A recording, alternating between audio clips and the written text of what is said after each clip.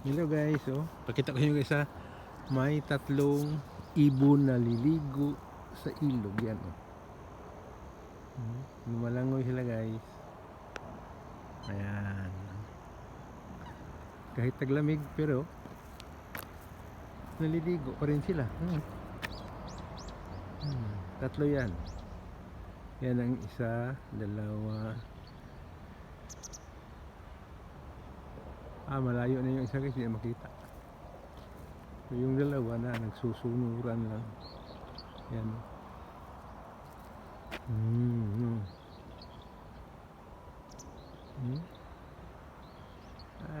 Grabe. Ang galing na guys oh.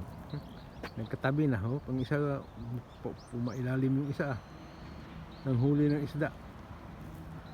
Ano kayang klaseng ibon to? Hindi naman to penguin.